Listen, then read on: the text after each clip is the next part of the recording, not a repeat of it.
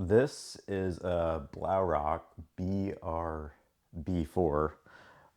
Pretty cool knife. They've been around, shoot, I want to say for, more than several years, I guess, in different iterations. This is a newer iteration that came out beginning of 2024. There's a slight modification I'll get to later to this variant from his previous variant that makes it, just a bit newer. For any of you that kind of know about this knife, they're pretty hard to come by. They're made in Germany by one guy. It's a one-man band. I forget the gentleman's name, but he's doing all the CNC, all the marketing. Everything's just done by him, and so he doesn't release too many knives. He does website drops here and there, and then he'll do like Blade Show, and he'll do, I guess, maybe a couple other ones. But by and large, it's website drops only, and sporadically. We're talking maybe twice a year type of thing. I think he had one in January, February of this year, and then nothing so far. He went to Blade Show. So if you went to Blade Show here, Blade Show Atlanta recently, and you had a chance to go by his booth, maybe you snagged something. But besides that drop in January, February, and besides Blade Show, he has not sold any knives.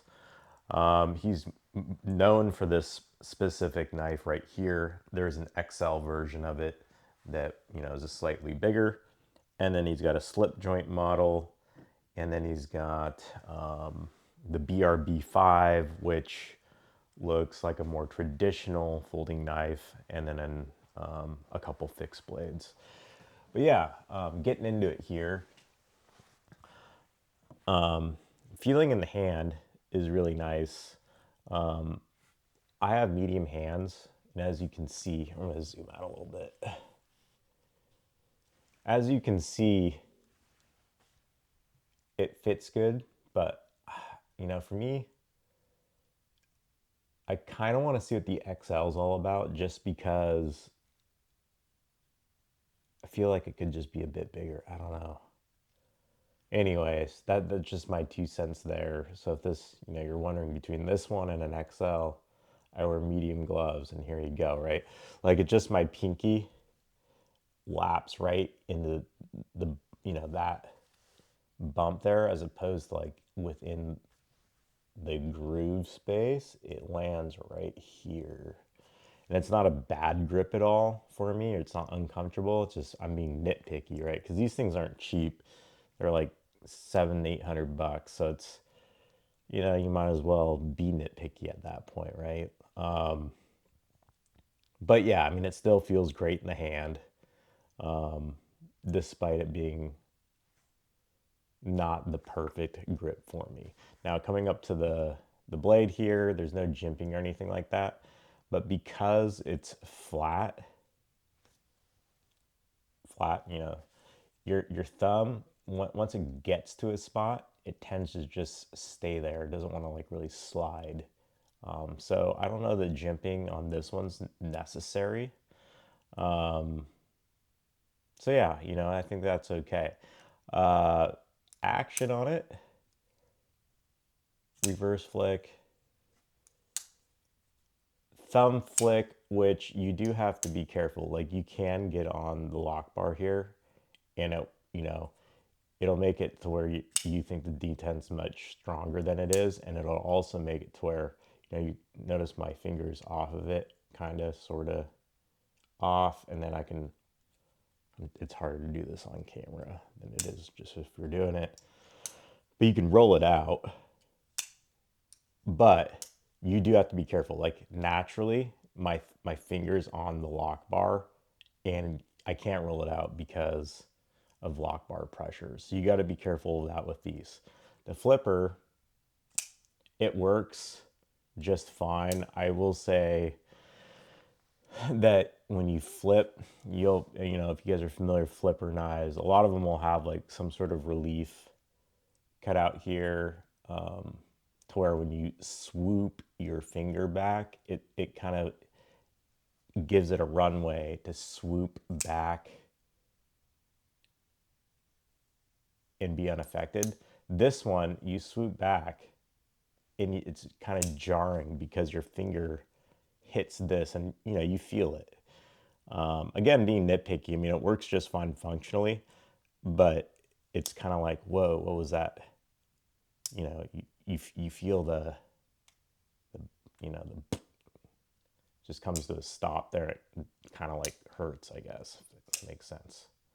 Not hurts to the point where you're like, ow, or anything like that, but I don't know.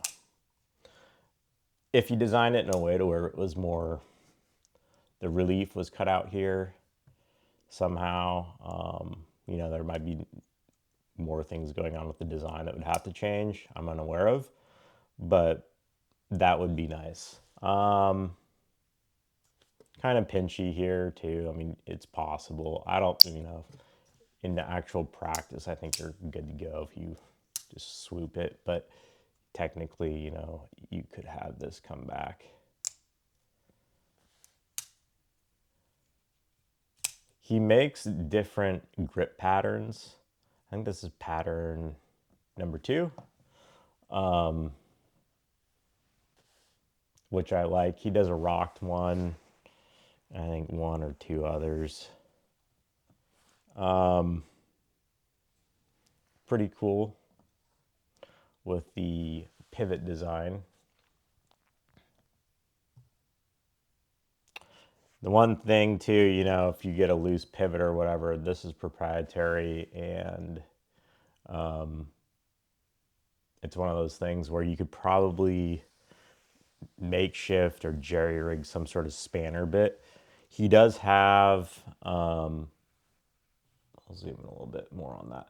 He does have a 3D CAD thing where if you had a 3D printer for free, you can print yourself out a pivot tool.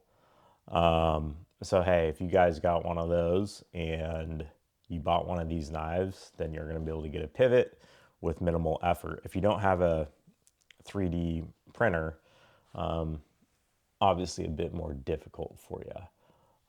Fortunately, I've had no walkout issues with this. It doesn't loosen up like some knives do over time, or where you play with a knife, you flick it and all that good stuff. It can loosen up. This one doesn't. So I'm guessing he uses Loctite to secure it, which is nice. Other than that, the clip is cool. Close this thing up real quick. The clip is cool. Deep pocket carry, it comes up really high.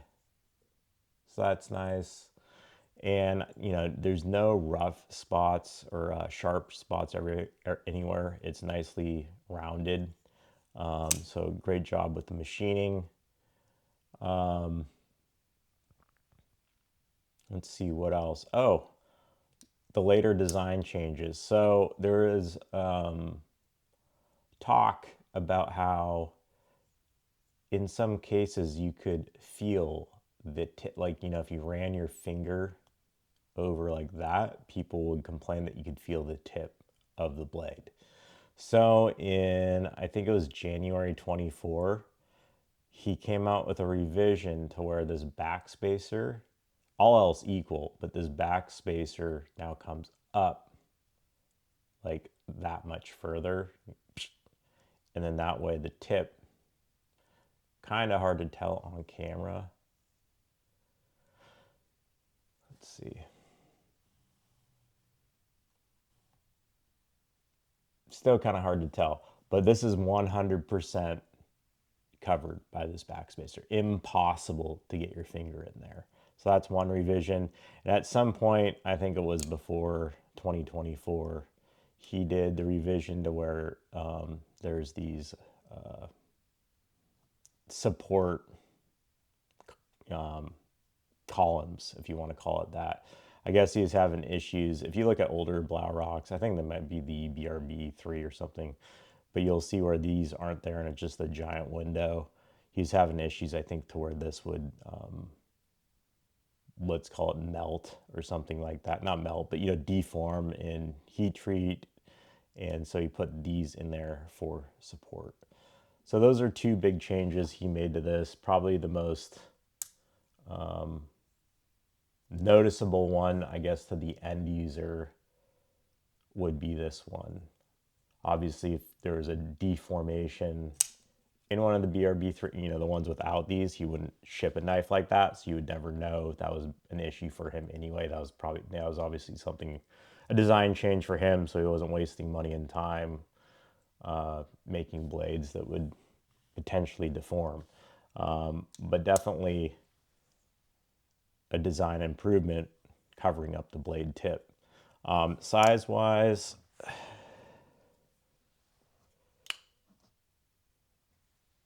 you've got a full-size Chris Reeves Benz 21,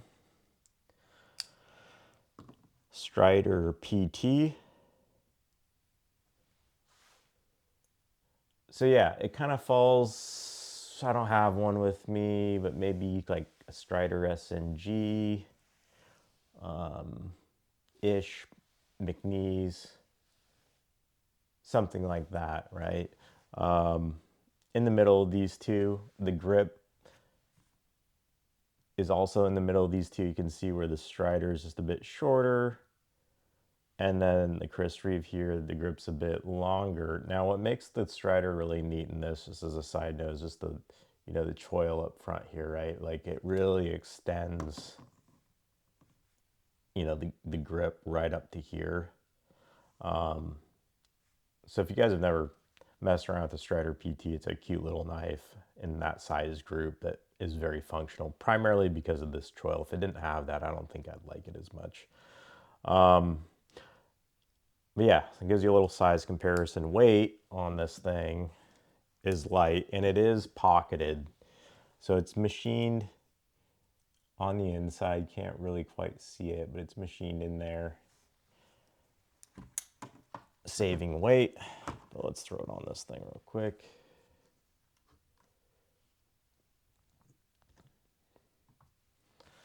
You're coming in at 3.5, 3.6, more or less, ounces.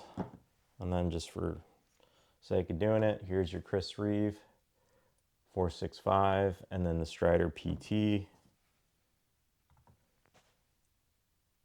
3.16, but a considerably smaller knife. So yeah, it's a lightweight knife. You're not gonna have any problems at all throwing it in your pocket, carrying it around. There it is in the closed position. Very attractive, unique knife on the market, right? I think that's part of the appeal, is it's just so unique looking that people gravitate towards it. And then obviously everyone wants what they can't have, right? Just the human way, the way our brains work, I guess, psychology. And the fact that these things are so hard to get, is another reason why I think people gravitate towards them. But yeah, keep an eye out on social media. He does updates on his Instagram when he's going to do drops, or updates on future shows he might come to. Now, he is from Germany, so when it comes to the shows, I think he gravitates primarily just to the larger ones, right? I think just Blade Show Atlanta, maybe Blade Show Texas. Well, that's the only time you're going to see him over on this side of the pond. Other than that, he does website drops. But then he does the website drops, but he also does shows over there in Germany and Europe. So he likes to have knives, I think, for those shows. So really, it's once or twice a year you have an opportunity to buy his knives online, and by and large at all, if you're US based, unless you're fortunate enough to go to one of those shows that I mentioned. But anyways, yeah, cool knife. Hope you guys learned a little bit there about it. And yeah, thank you.